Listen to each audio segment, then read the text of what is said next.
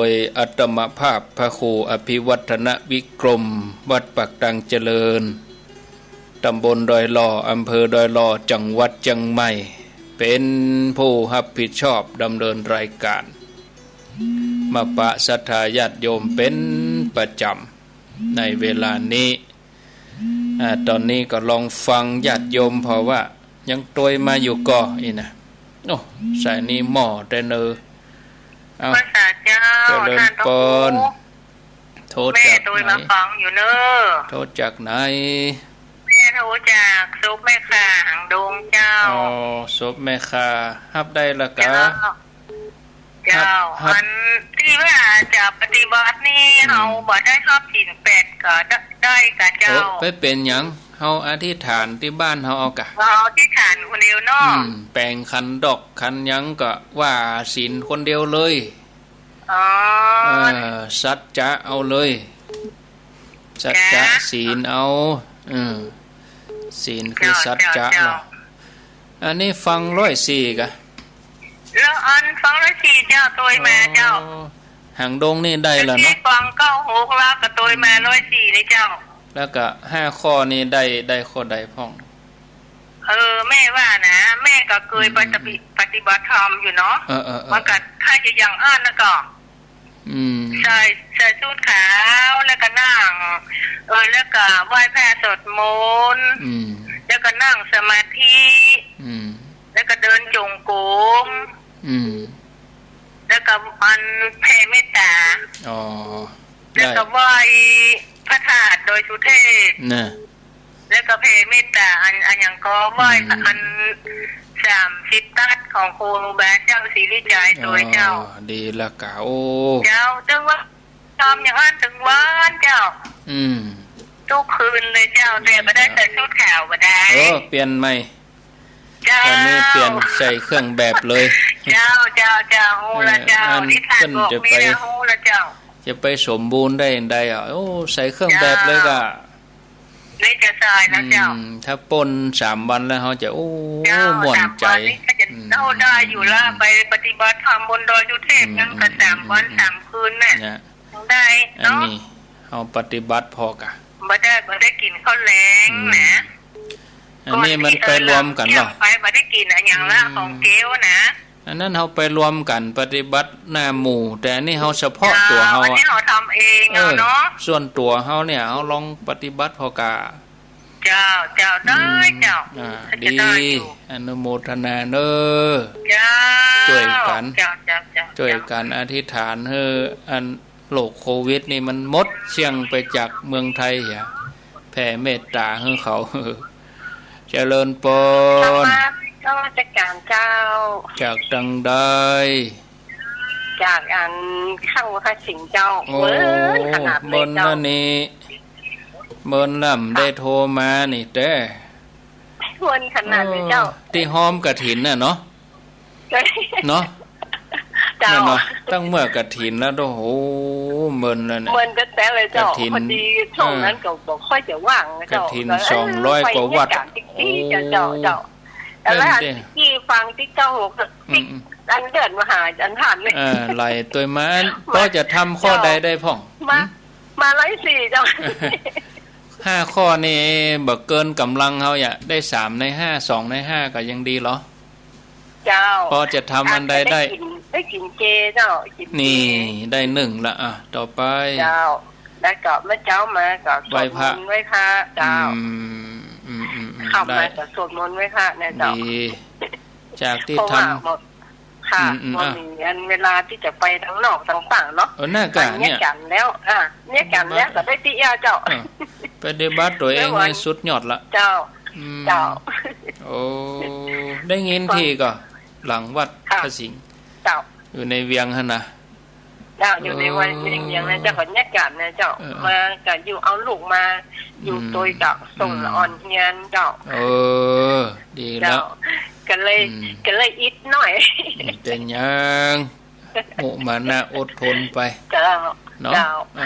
สาธุเจ้าเอามาเมืองฝังแม่อ้ายชัยประการมาเลย เมืองฝางแม่อายชัยประการเอามาตะกี้เฮาศูนย์กันเฮาศูนย์กันโดเอาศูนย์กันตะกี้เอามาเลย0998366322เอาฟัง104ก็ว่าฟังที่ไหนตั้งใดก็เจริญปอนเข้ามาโทรเข้ามาอู้มาจากกัน0998366322มีเข้ามาเจริญปอนมีกะโยมเปิ้นนั้นส่งข้อความมาที่โทรบัตรตันโทรบัตรตันกำเป็นหยังโอ้มาหรอมึงฝางมาหรอมันดักแซบบ่ตะกี้ยังรู้โทรอดแม่แจ่มมีกอเข้ามาเลยสัก5สายก็ได้จะบรรยายธรรมไปวันนี้มีนิทานชาดกช่วงที่2นี่จะเป็นนิทานชาดกก่อนที่จะเล่านิทานอู้เรื่องสมทานศีลเนี่ยบางท่านว่าห้อมได้ไปฮับกับตุเจ้าบ่ได้ก็อีหน่อยก็ได้บ่ได้เดี๋ยวลองฟังพอฮับสายเจริญปนจากตังใดอันตะกี้น่ะกะโอ้คนละติแต่ฟังจุดเดียวกันคนละบ้าน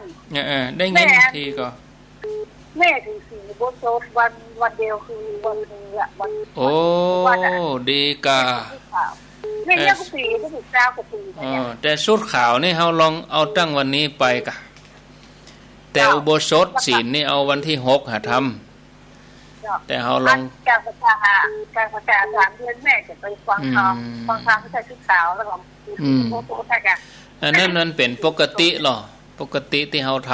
ำแต่เอาวิสาขะเนี่ยวิสาขะนี่ก็ปกติเลยวิสาขะที่เฮาจะทำอย่างเป็นพิเศษสำหรับตัวเองนี่แม่จะทำมันใดเพิ่มเข้ามาเพิ่มเข้ามานะ5 ข้อ5 ข้อที่บอกไปแต่แกอันที่บ่เกินความสามารถได้หมดอันกะโอ้อีกาตายเครื่องเกียรติกรรมนี่กินค่ากว่านี่ก็กินสุดยอดละได้ยินอย่างนี้ก็เสียเวลาเผยแผ่ธรรมะมานี่โอ้ดีใจนั่นกะนั่นกะเอาฟังมาได้แล้วเฮาจวนกันปฏิบัติด้วยหรอเมื่อเฮาได้ไปวัดเฮาก็ปฏิบัติที่บ้านบ้านวิสาขาที่เจ้าไปแล้วก็ว่าทำได้ไม่ค่าถึงกับพูดบ้านก็นั่นกะก็คือมันจังหวะช่วงนี้แหละถึงใครปฏิบัติที่บ้านเอาใครเอาเข้มข้นจุดใดโมทนาเมื่อคืนจะสวดมนต์นั่งสมาธิสวดดีนั่งสมาธิทุกคืนเลยเจ้าสาธุเนอ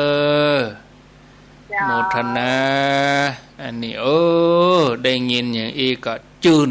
ใจอะกะฟังกันมากี่ปีเฮาลองตองพอมันตกพลึกแล้วก็จะไปฟังเอาม่วนอย่างเดียวเฮาลองปฏิบัติพอจะทำอย่างได้พ้องเฮาก็ทำจะว่าฟังสักแต่ว่าฟังเฮาทำลงมือทำเลยกำอันเปิ้นจะว่าเฮานะเจ้าพุทธศาสนิกชนพุทธมามกะก็เป็นก้ากำอู้กำปากแล้วเฮาลงมือปฏิบัติที่บ้านแรงมากินข้าวแรงกาทำได้กินเฮาก็ปฏิบัติถือศีล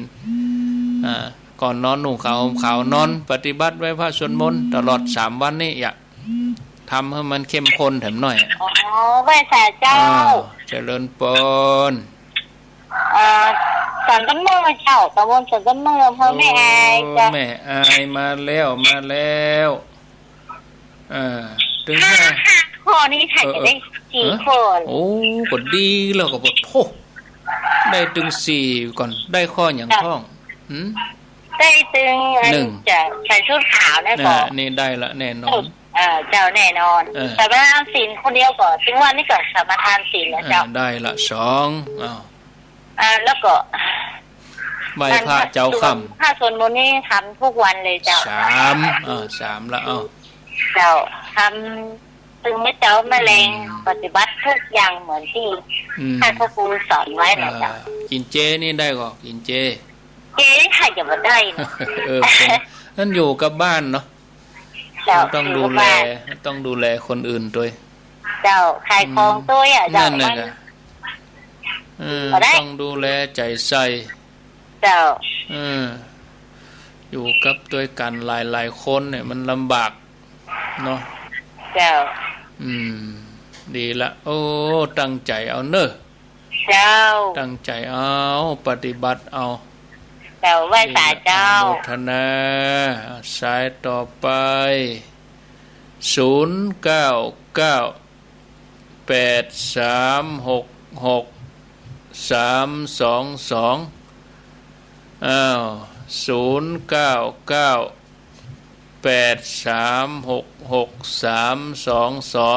อ้าวมีเข้ามาก็เข้ามาแถมอ้าว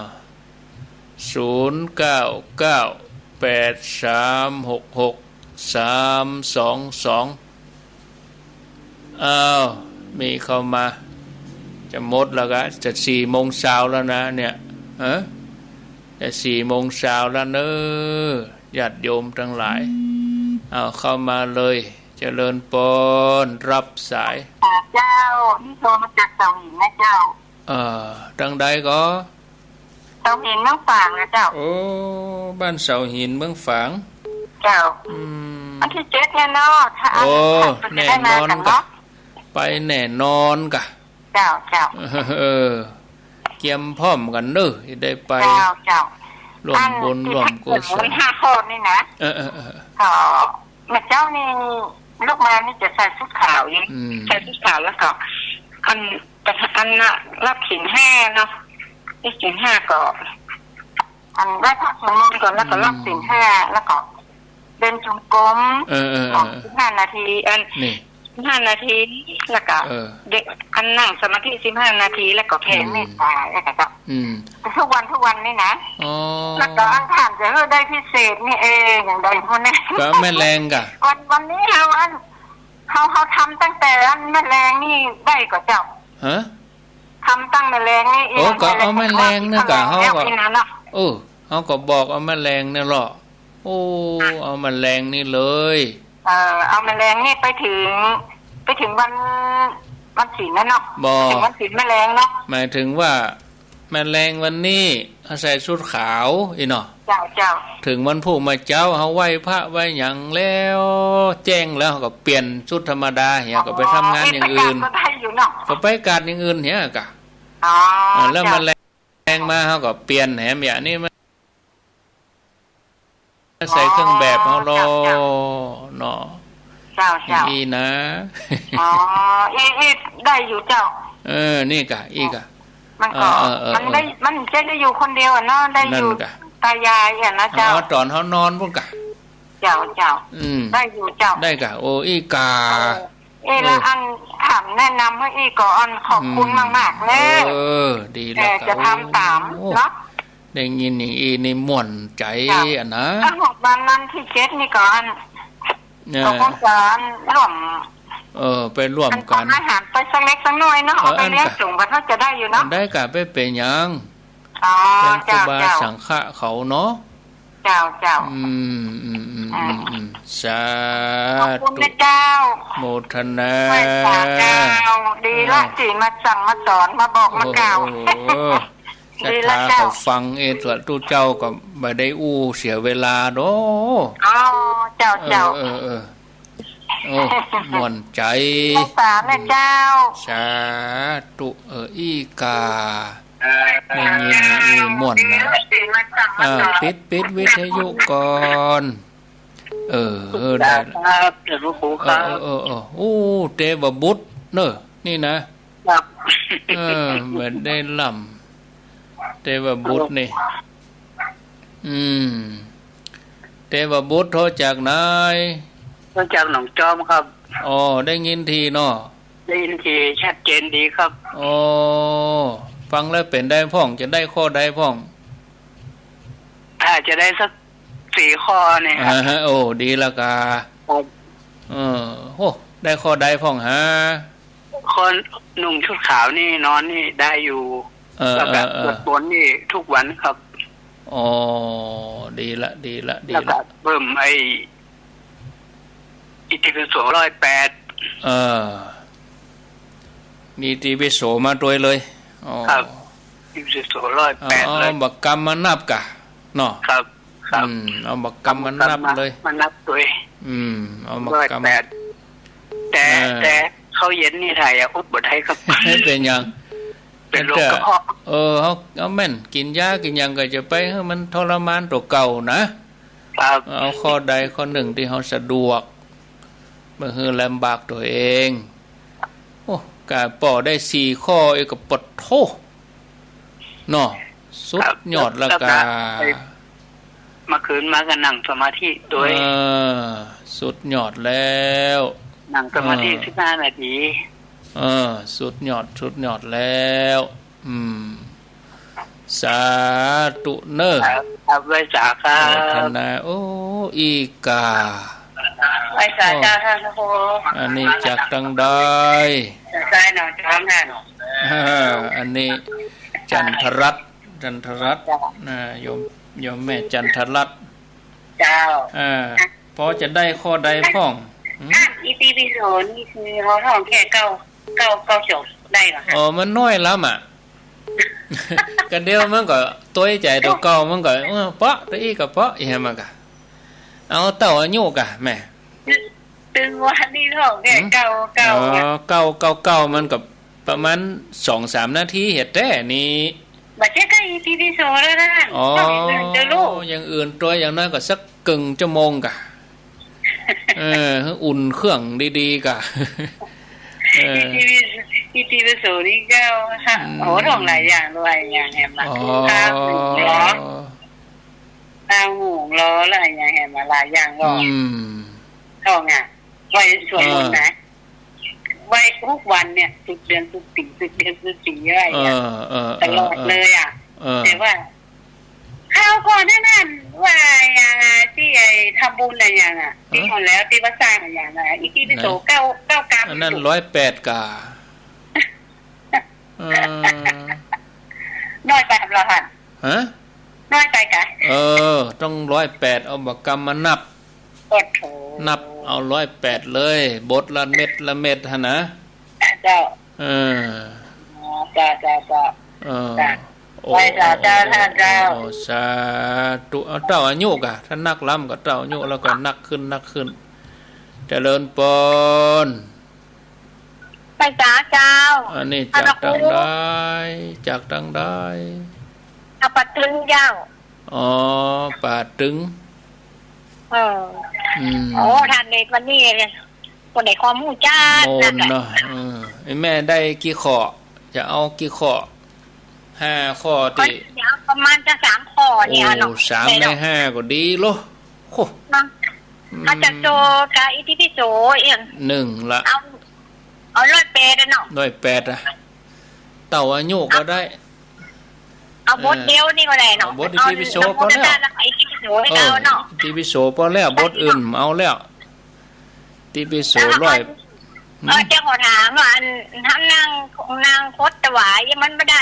เพราะมันทางเอาพางข้างเนาะเอาอันข้างนึงย้อนลงเกงได้หรอไปเป็นอย่างก่อนนั่งเก้าอี้ก็ได้กะ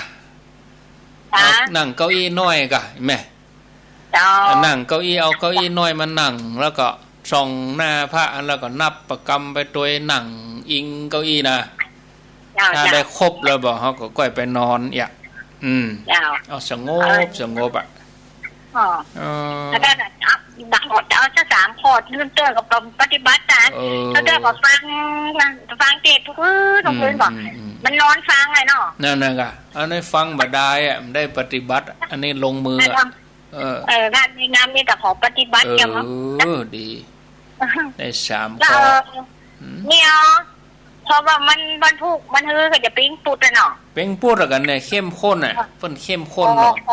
ขอทานเอาวันทำไอ้น่ะพระอุปคุตนมาเตสังนอนได้กะก็ได้จะบอกคืออันตันเปิ้นเนอะ ท่านธนอัตจะบอกให้เปิ้นเนอะว่าอันเปิ้นคือว่าอันมาชาใหญ่ตอนที่อันชนะมันเนี่ยเขาก็พูดเปิ้นเอาอันโหมาเน่ามาแขวนคอมันก็ได้จะบอกเฮ้อตนที่เปิ้นเตดทำเมืองแก่นนั่นจะเฮ้อเปิ้นมาเด้อวันพุธวันพฤหัสนะเอาทำอุปคุตปราบมารเนาะปราบมารเนี่ยนะปราบมารเน่าน่ะแขวนคอมายามารเนี่ยนะไม่มีปัญหาโมทนาวางตลอดเนอะสาธุอันนี้บ้านที่เนาะบ้านที่ก็บัดตึงคนยากบัดนี้เนาะบัดตึงถ้าเพิ่นบ่เอ่ยหาจักเตอนี่โอ้โทรหาพ่องกาถ้าโทรหาไปทางเมืองฝางทั้งหยังผู้นี้ถ้าบ่เอ่ยมาทางบัดตึงจักเตอเด้อถ้าโทรอย่างมันได้เฮาอ่ะถ้าโทรอย่างนี้ก็จะบันทึกข้อมูลไว้กาทำโทรกับเด็กคือดึงว่าก็ฟังเมื่อวันก็ฟังเมื่อคืนก็ฟังเอิญหาหมูจัดท่าปะตึงห้อยหยาบดื้ออีเนาะมันก็อันโทรก็ไม่คิดเหรเป็นยังเจ้าจับเจ้าไปจ้าเจ้าเอาปะตึงห้อยหยาบบันทิจะเป็นหน่อยใจเนี่ยในฟัง104จะเริ่มก่อนอยากทางใดไม่อยู่เชียงใหม่สงสารเพชรเจ้าโอ้โหยากเนาะตึงวันแม่ตัวเดียวพระขันปริเจ็บตำนานนั้นได้หรือเจ้าโอ้ก็ไปมีปัญหาอย่างได้กะแล้วธรรมจักรนี่แม่จะสวดทุกคืนเลยอ่ะดีอันนี้ถ้ามีเนี่ยเขาก็เอาหาทำวัดแปะมาว่าให้หน่อยแม่เขาจะได้ห้ความหานั่นกะหนังสือนะถ้าไม่อยู่คนเดียวโหลดแล้วแม่จะนอนต่ำแม่บ่นอนบนเตียงนะวันนั้นดีแล้วเขานั่งคับเพียบบ่ได้กับนั่งเก้าอี้หันนะมันเป็นยังเจ้าไม่นั่งเก้าอี้แล้วว่าถ้ากินข้าวนี่ตะวันตกดินแล้วแม่จะมากินยังมาข้าวนอกจากจะน้ำอย่างเดียวดี5 ข้อตีว่านี่ได้สักกี่ข้อหาละอายรุนกันไปแยกกันอู้ไปแล้วได้ครบอยู่จ้าแม่ฟังโอ้แม่สวดเพียง12จำได้อย่างเงี้ยแม่พากันแต่พี่ดงแม่ก็สวดนะโอ้ดีบทที่เฮาสวดได้ดูต่างเนาะดูต่างแม่อยู่คนเดียวสิ่งที่แม่มาเคยได้แม่ก็ได้มาเนี่ยคือความโดดเดี่ยวทำให้ได้หลายๆอย่างแมวนี่มีไป7-8 ตัวนอนฟังแม่หมดอันที่มีคนอื่นนี่มันก็ขัดแย้งความคิดเหมือนกันเนาะมันต้องอย่างง่ายๆมาฟังวิทยุเนี่ยเด้อเฮาเล่งดังเขาก็เขเฮาลีอ่ะอ้าวขัดแย้งแหละฟังแต่ไม่บัดโทเนอะฟังไม่อยู่คนเดียวมีโอกาสเยอะเลยเนี่ยอันนี้เฮาเคยฟังแต่ลีพ่องกะเนี่ยปวดถึงดังล่มเหลือเพิ่นจะรับจะนอนเพิ่นจะรับจะนอนนี่จบข่าวแม่นอนใส่ชุดขาวมาได้แม่อยู่คนเดียวเวลาหมาเห่าแม่ก็มาเอาจ่ายมาส่องเดี๋ยวจะเพื่อนเป็นยังก่อนแม่ฟังดีว่าแม่ก็ม่วนนึกว่าเจ้าแม่ก็ฟังนะยินดีนักโอ้ได้ยินนี่ก็ชื่นใจโอ้เอาครบ10เหรอครบ10เหรอเจริญปนโยมพิษสมัย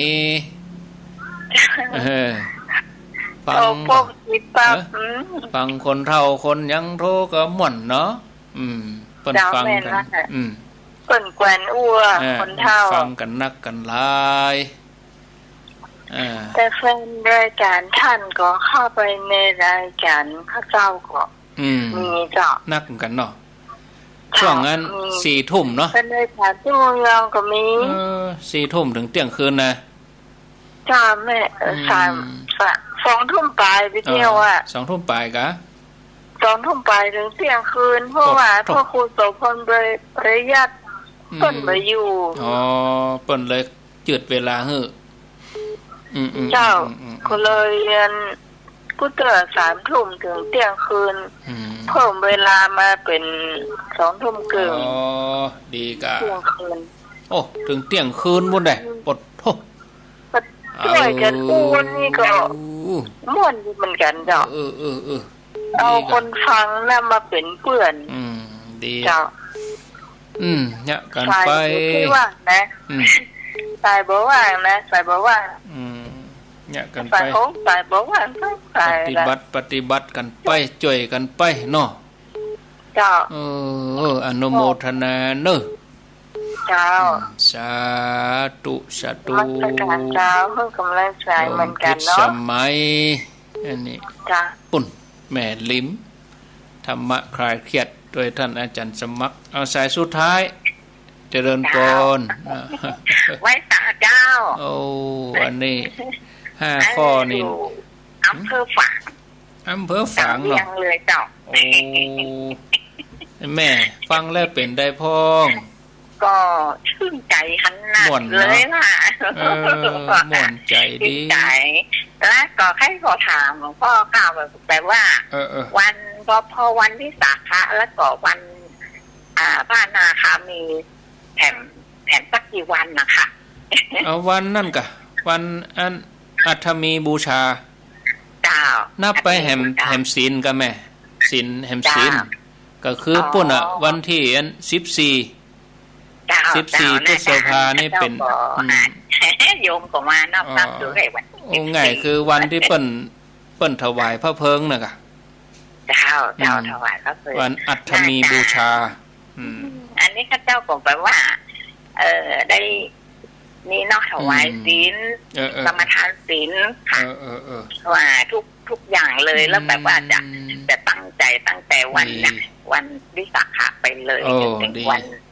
นี้ของท่านเลยค่ะคือ18แม่อู้นี่สี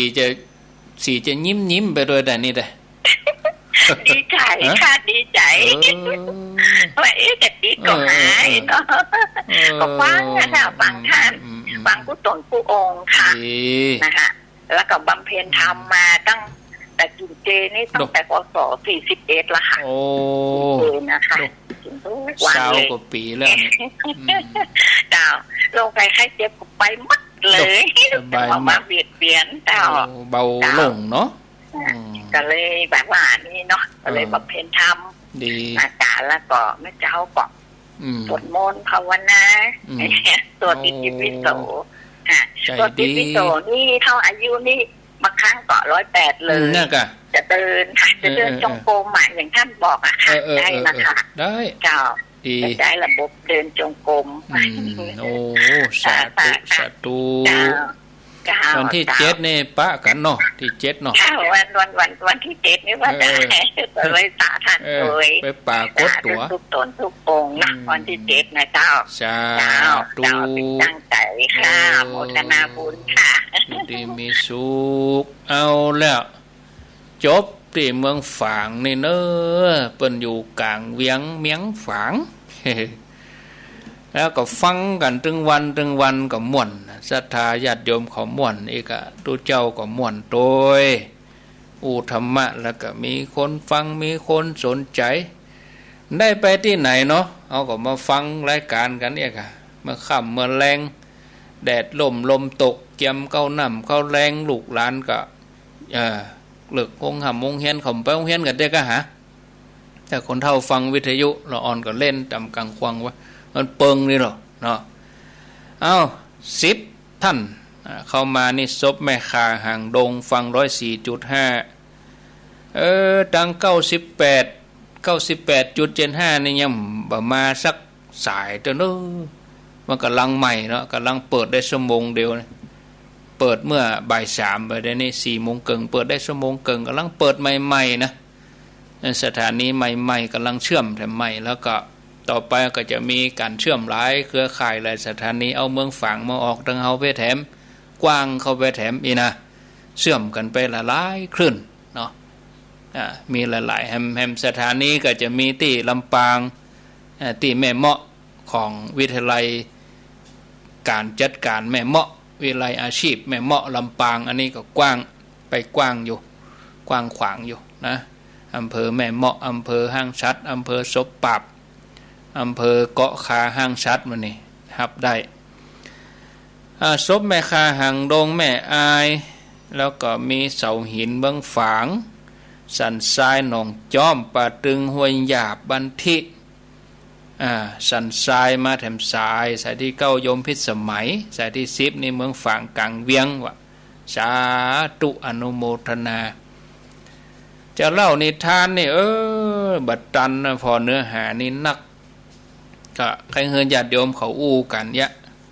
ได้อู้ได้จ่าก็ม่วนมาอู้ถึงเรื่องการสมาทานศีลนี่เนาะก่อนที่เฮาจะถึงวันศีลเนี่ยค่ะย้ำบอกญาติโยมแห่งกรรมหนึ่งเนอะวันอัฐมีบูชาก็คือนับจากวิสาขะไปแถมติดวิสาขะในวันที่6อัฐมีบูชาคือวันที่14พฤษภาเป็นวันที่เปิ้นถวายพระเพลิงพุทธสรีระองค์ง่ายคือวันประชุมเพลิงนั่นนะวันเผาศพนะนะวันถวายพระเพลิง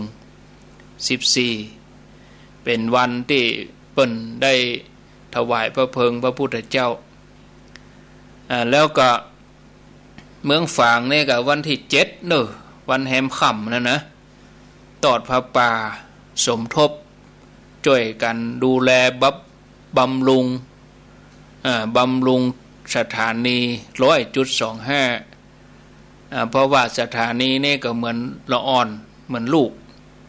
ในนี้อ้วนง่ายแล้วหลวงพ่อนี่เป็นพ่อเป็นแม่เกิดลูกออกมาแล้วหมู่เฮาคนฟังด้วยจะช่วยกันเลี้ยงไฟหินก็เหมือนกันสถานีเบ่งออกมาเดี๋ยวนี้เกิดออกมาเป็นสถานีแล้วเฮาต้องช่วยกันเลี้ยงเนาะสถานี104นี่ก็เข้าวัดสาได้ติดนี่เขาจะร่วมด้วยช่วยกันทำแต่ก่อนวัดสานี่อาตมาจะไปเมืองน่านก่อนเมืองน่านนี่ก็3คลื่นก่อนนะนาน้อยเวียงสาแล้วก็ตราวังผาเนี่ยไปช่วยกุฏิญาติโยมนะม่วนใจเอาธรรมะแผ่กว้างไปให้ญาติโยมได้ฟังกันเอาได้ยินคนที่หันโทคนที่นี่โทเอาเกยไปเขาก็กึดเส้นทางบางทีพี่น้องเขาอยู่เมืองฝางอยู่แม่อายญาติโยมเขาอยู่ตั้งเชียงใหม่อยู่สันปะตองหางดงอยู่ตั้งในเวียงสันทรายสันละปีกาอยู่บันทิห้วยหยาบอยู่สันกำแพงรถสเก็ตอยู่แม่แตงแม่ริมพี่น้องเขาอยู่ปุ่นเมืองฝางแม่อายใช้ประการได้ยินญาติเขาโทรมาบ้านนั่นบ้านนี้มันก็ม่วนกันไปรอทำมือเขาใกล้กันมาระยะทางเป็นอุปสรรคอาตมาอยู่โดยรอยังพดไปแผ่วในแผ่วเบานะอันนี้มันม่วนใจอย่างอีศรัทธาญาติโยมเนาะญาติโยมเขาก็ฟังกันเนี่ยอนุโมทนาทางเมืองน่านนี่จะไปก่อนเข้าวัดสาแล้วก็ที่ฝ่ายหินนี่ก็หลังเข้าวัดสาอาทิตย์อันนี้เขาไปร่วมกันทำบุญเนาะเลี้ยงเพลครูบาอาจารย์เหียถวายเพลครูบาอาจารย์ครูบาอาจารย์ได้ปบปะศรัทธาญาติโยมปอนน้อยปอนนั้นศรัทธาคนเราคนแก่ได้ม่วนใจกันนี่เป็นความสุขอย่างหนึ่งสืบอายุไปหรอเนาะถึงเรื่องรักษาศีลต้องสมาทานก็บางคนก็ติดรูปแบบอย่างแมลงนี่เขาจะเอาศีลได้ก็เอาคนเดียวเลยเขาไปติดรูปแบบต้องไปว่ากับตัวเจ้าอันนั้นเป็นสักขีพิญญาณเมื่อเป็นพยานบ่ได้อันนี้การรักษาศีลนี่นะเปิ้นแบ่งว่าอยู่4แบบ1สมทานวิรัต2เจตนาวิรัต3สัมปัตตวิรัต4สมุเฉทวิรัตแล้ว4อย่างนี่มีความหมายอย่างใดส่วนใหญ่เขาจะไปติดกับข้อที่1คือสมทานวิรัตอย่างเดียวคือสัจจะต่อหน้าพระสงฆ์เขาขอศีลก็คือเอากรรมขันไปขอกับเปิ้นเนี่ยขอศีลไปขอแล้วเปิ้นปั่นฮื้อแล้วก็บางทีก็รักษาก็บ่กุมบางทีก็จุทุเช่าอันข้อ5นี่ยังมีในต้องอยู่น้ำลายย้อยเต้ก็ยังจะลู่ขออยู่ถ้าบ่ได้ขันไปเกณฑ์นี่บ่แล้วใจขอศีลเนี้ยขอเนี้ยอันนี้เขาไปติดสมทานวิรัตข้าพเจ้าของดเว้นของดเว้นขออย่างไม่ใช่ขอเหมือนเขาขอครัวเปิ้นปั่นเฮิ่มจะว่าทุกเจ้าปั่นศีลก็คือปั่นเฮิ่มจะเหมือนเขาปั่นเข้าปั่นของที่ขอนี่คือศรัทธาขอ ขอหยังขอเว้นอีหรอสัจจะต่อหน้าพระปุ่นหรอเจว่าพระก็จะแบ่งศีลให้รู้บ่ใช่อันนี้เหมาะสำหรับคนที่บ่ค่อยมั่นใจตัวเก่าต้องนึกบ่อยๆก็คือเอาพระมาเป็นพยานเอาพระสงฆ์มาเป็นสักขีพยานในการขอเว้นของตัวเองนี่อันที่สองเจตนาวิรัตเจตนาวิรัตนี่ก็คือสัจจะเอาตัวเก่าเลยสัจจะโดยตัวเองยังกับพระมหาชนกที่เปิ่นเจตนาวิรัตว่ายน้ำกลางทะเลบุ่นพอเดือนอย่าโอ้เดือนแจ้งวันนี้เดือนเป่งดูอ่ะเจตนาคนเดียวเลยครบถ้วนบริบูรณ์เอาตัวเองเป็นพยานเลยเหมือนญาติโยมเขาทั้งหลายเอาได้ไปวัดคนเฒ่าคนแก่คนไข้ติดเตียงเนี่ยถ้าจะเอารูปแบบหน่อยกรรมศีลมันโยงขึ้นเลยเจตนาวิรัตเลยเฮาสำรวจพอวันนี้ก็เฮานอนอยู่ในเตียงกันเนาะจะไปเบียดเบียนอะไรอย่างแถมแต่ไปกินเหล้าไปจุไผมันก็ครบหมดแล้วกะศีลก็ครบกูข้อแล้วก็เลยมั่นใจเลยมั่นใจในศีลตัวเองมั่นใจแก่กล้านักขึ้นไปนะข้อที่สามสัมปัตตวิรัตอันนี้ก็คือถือศีลเกิดขึ้นโดยธรรมศีลเกิดขึ้นโดยธรรมอันนี้เป็นครั้งเป็นคราวบัดสม่ำเสมอบัดต่อเนื่องยังคนที่เคยยิงนกตกป่าเนาะบอกกองได้หันป่าติดอวนกะป่าติดเบ็ดกะป่ามันค้างหนองกะน้ำแห้งกะเกิดความอินดูเนาะสัตว์อย่างที่มันจะได้เจ็บได้เป็นเนี่ยเขามาพอเขาก็ปล่อยมันไปอันนี้เกิดขึ้นโดยธรรมอันนี้ศีลเกิดขึ้นโดยอัตโนมัติหันแมวหันมามันเจ็บมันโดนรถชนอุ้มมันไปช่วยมันไปจะจนบ่จนอะเนี่ยหมาขี่รถหมาขอโทษขี่รถหมาหล่นตันแล้วเขาก็เบรกได้ตันกะเบรกได้บ่ตันกะเขามีเจตนาเขาก็อันเนี้ยศีลเกิดขึ้นหันครัวเพิ่นตกสองหน้าคำกะหยังกะเอาลักอะเอามาเอาเฮือเปิ้นเนี่ยอย่างมาล่อหน้าล่อตาเนี่ยศีลเกิดโดยอัตโนมัติจะกินบ่กินจะทำบ่ทำเขาเอามาจุมาจอบส่องหน้าส่องตาอันเนี้ยบ่ลักบ่โจกละเกิดขึ้นโดยอัตโนมัติเฮาเนี่ยละอันนี้ญาติโยมท่านทั้งหลายเปิ้นฮ้องว่าสัมปัตตวิรัตอันที่สี่สมุเฉทวิรัตก็คือศีลของอริยะเจ้าทั้งหลายตั้งแต่โสดาบันขึ้นไปอันนี้เปิ้นเกิดขึ้นโดยบ่ต้องสมทานเลยไปในตัวเองเลยบ่ต้องกำหนดอย่างเลยอัตโนมัติเหมือนกันเกิดขึ้นสม่ำเสมอบดางพ้อยคือเป็นโสดาบันไปแล้วบ่ต้องไปถามแล้วศีล5ศีล8สมบูรณ์เลยสมุทเฉทวิรัตเลยเนี่ยบ่เศร้ามองคงอยู่ตลอดไปเลยท่านผู้ฟังทั้งหลายอันนี้สงสีเลนะสุขติงยันติสีเลนะโภคสัมปทาเกิดจากการรักษาศีลบ่ได้เกิดจากการสมทานเกิดจากการรักษานะสมทานเขาก็ว่ามาเจ้ามาแรงมาต้อนเขาก็ว่าไปอันนี้สมทานกับสมทานเพียงแค่กำปากแต่เกิดจากการรักษาบ่ใจเกิดจากการสมทานนี่เป็นรูปแบบฉะนั้นการรักษาศีลจับสมทานก็ถ้างดเว้นตามศีลข้อนั้นก็ห้องว่าได้บุญได้กุศลได้อานิสงส์เสมอกันเพราะที่สุดของศีลคือเจตนางดเว้นเจตนางดเว้นนี่เปิ่นห้องว่าวิรัตคืองดเว้นเนาะอันนี้ทวนให้ญาติโยมฟังว่าศีลการรักษาแบ่งไว้อยู่4แบบสมทานวิรัต1เจตนาวิรัต1สัมปัตตวิรัต1และสมุเฉทวิรัต1สมทานวิรัตต่อหน้าพระสงฆ์เจตนาวิรัตสัจจะโดยตัวเองสัมปัตตวิรัตเกิดขึ้นโดยธรรมสมุเฉทวิรัตอัตโนมัติโสดาบันขึ้นไปศีลเกิดจากการรักษาบ่ได้เกิดจากการจะได้มาท่องสมทานเนาะแต่สมทานนี่ก็คือเขาก็ทำกันมาเยอะ เขาหันกันมาอย่างนั้นก็เลยติดว่าจะต้องสมาทานกับพระสงฆ์อย่างเดียวอย่างนำใจเนาะเอาแล้วญาติโยมว่าจะเล่านิทานกับเวลาก็4:49แล้วไปก็ม่วนไปติ๊กอาตมานี่ถ้าบรรยายธรรมนี่นะ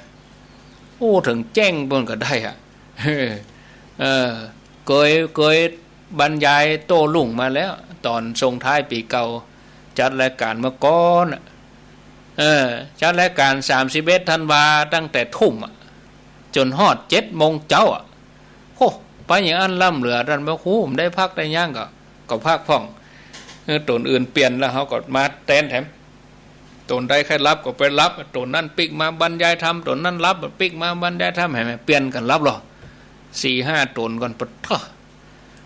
ม่วนเหมือนคนเฒ่าเพิ่นก็ฟังกันแต่นะบ่รับบนอนกันแต่ไผจะจะจากะขอเจริญปอนเข้ามา0998366322ไผจะจะจากะเจริญปอนเข้ามาเนอะญาติโยมเนอะเดี๋ยวก่อนเปิดโทรศัพท์ก่อนนี่เปิดโทรศัพท์ก่อนโทรศัพท์ปิดไปตะกี้โยมศรัทธาที่อยู่ตั้งจอมตองนี่ไหลไปไหลมาจับใหม่อันนี้เป็นคลื่นอย่างสถานีไหนเนาะ 98.75 อันนี้ก็กำลังแปลงวันนี้อยู่เอาเครื่องมาใส่วันนี้วันแรกแต่ยังบ่สมบูรณ์เด้อบ่สมบูรณ์เต็มร้อยแต่ประมาณตามมัน90% ตามคลื่นเนี่ยเนาะแต่คลื่นนี้เป็น 98.75 ในเวียงบุญบ่ได้ตึกเนี่ยตึกตะลี่เนี่ยญาติโยมส่งปักตังน้ำตกแม่กลางก็ปักตังน้ำตกแม่กลางก็เน้นสายใต้เนาะเน้นสายใต้ตั้งแต่จอมตองล่องใต้ไปถึงประหอดอมไกววะนี่นะ0998366322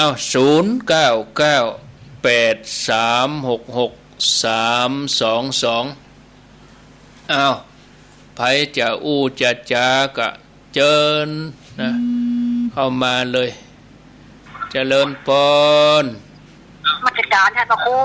จากตังใดโยมจึงมาดานเพราะชัดเตี้ยเนอะฟังชัดดีกะไม่ได้ฟังอย่างกระเปิ้ลนะมาดานเพราะชัดเตี้ยอย่างน่ะยังเขาปฏิบัติมาตลอดบัดตันอย่างกระเปิ้ลคืออย่างใดไอ้แม่เดินจงกรมก็บ่ได้แล้วแดดดงแดงจะก้นนั่งทำที่คนเดียวพระบรรดากดมวลไว้แพร่คนเดียวนี่ตลอดแต่ชุดขาวใส่ตลอดเนอะชุดแรงชุดภาษาเนอะสองแรงนี่นะแม่ขอโทษท่านพระครูเนอะเข้านี่หมอมาเพิ่งโง่จ้ะมันไม่ใช่ข้าว3 เวลากินยา3 เวลาก็เอาที่เฮาพอจะทำได้ก็ตึงบอกว่าแต่บัดได้ก็เข้าเนาะเอาที่เฮาทำได้แล้วไอ้แม่บัดตันอย่างก็เปิ้นบัดตันฟังคือมตันโทกะเจ้ามาถามกับหมอมาได้แต่เดี๋ยวก่อนแม่ฟังเฮาก่อนกาไอ้แม่ว่าบัดตันฟังกับเปิ้นคือว่าฟังตั้งแต่ต้นก็ว่าวิทยุฮับบ่ได้ก็ว่าโทรบัดตันอันใดอีกอะฟังบ่ได้จะบ่ได้ยินอย่างอย่างอ่ะแม่ของว่าฟังบัดตันกับเปิ้นไอ้นึกว่าก็หามาฟังตั้งปลายนี่ไอ้นี้ฟังตลอดแต่มันบ่ได้โทรบัดตันอีกอะแล้วอยู่ที่ไหนเจ้าเนี่ยอยู่สันทรายเนี่ยเมืองฝางเนี่ยสันทรายเมืองฝางก็โทรบัดตันอีกที่ถนนเนี่ยจ้ะโทรมตันอีกอะจะไปว่าฟังบัดตันฟังบัดตันก็คือตั้งเก้าผมได้ฟังอันน่ะเนาะเป็นหยังได้ฟังกันนี่ก็ดีนะโทรบัดตันกับมันถึงจะติดเนาะโมทนาเนอเจ้าจะเข้ามาได้อ้นเป็นหยังเนาะไม่เป็นหยังก็ถึงว่าเอาที่เฮาพอจะทำได้แต่ไปเขตัวเก่ามันจะเป็นเข่งล่ำก็บ่ได้เนาะสาธุพระพุทธเจ้าพวกก็ถึงสอนหรอเขาก็ต้องเอากะที่พอจะทำได้ก็ทำจะไปเข่งล้ำเปิ้นมือเข่งล้ำย่อนล้ำกลางแต่ว่าที่ไปนี่คือว่า5 ข้อที่บอกไปเนี่ยอันที่เขาธรรมดาก็ทำไป อันนั้นมันปกติอยู่แล้วนะปกติของเขาอยู่แล้วไหว้พระไหว้อย่างที่เขาจะเอาเข้มข้นเนี่ยที่จะเพิ่มวิสาขบูชาเนี่ยเจริญปนครับอาจารย์เจ้าท่านพระครูว่าจะได้แม่บุญพินแม่บุญพินก็ได้ทำอยู่ค่ะฟังอยู่เนาะได้สักกี่ข้อยกปอกก่อนเนี่ยอยู่แล้วก็ใส่ชุดขาวเนี่ยอย่างนี้ยกแม่ก็จะมีที่ไว้เนี่ยสวดมนต์เนี่ยอย่างสวดมนต์แต่ก็สวดได้เจ้าทำได้อยู่ก็แล้วแม่ก็เคยสวดที่ว่าอีที่พิโส108 จบนั่นนะส่วนไม้ขีดไฟน่ะท่านไม้ขีดไฟเขาเนี่ยไม้กับไฟนั่นนะพัดลงถ้าได้จบน่ะเขาก็เอาไม้ขีดไฟจ่อมไปหั่นโอ้มันยุ่งเอาบักกำเนี่ยแม่แต่ละบักกำนั่นแน่นอนไม่ขีดนี่ยังงงอยู่อย่างอายุเขาก็ได้เนาะท่านเนาะแต่เขาก็สวดทุกวันมันจะครบอยู่แล้วสวดปฏิบัติอยู่ถ้าอยู่ในบ้านน้องห้ามเราท่านเป็นแบบของดีในบ้านน้องห้ามเราปฏิบัติเลยทุกว่าทุกเจ้าเนี่ยเปิ่นก็ดีเนาะไปวัดไปวายมขอก็ไปอยู่ยมแม่ก็ดีก็นับปฏิบัติถ้าเรียนเก่งนี่ยมแม่แต่ก่อนเนี่ยเอาพระเจ้าท่านแต่งดูอย่างนั้นพระวัดกราบมีคนแนะนำพระญาอันนั้นนะแล้วยมแม่มีค่าอุปคุตเนาะท่านมุ้งน้อยๆนะยมแม่ก็ทำพี่นานรู้ที่จะทุกคนดีรู้ยมแม่ก็ว่าเอากับข้าวอย่างใส่จิงโตใส่ดีๆแต่ไปให้แม่อย่างที่จ๊อกถ้ามันผูกห้างก็เอาไปใส่บาตรที่วัดงั้นแล้วกำหายกันดีกับของลูกก็มีกันเนี่ยดีแต่บอกพอเนอร์ทงนี่ก็แม่ให้บอกเขียนละอันปุ๊บน่าจะเป็นไปขวางเลยเนาะเอาเขียนต้นไม้ดอกในบ้านทำเอาอันใหม่มาใส่เนาะอันนั้นมาใครปูใครพังได้กันปะปฏิบัติอยู่พังอยู่เนอเป็นกำลังใจนะเจ้าปฏิบัติสาธุสาธุมีเข้ามา0998366322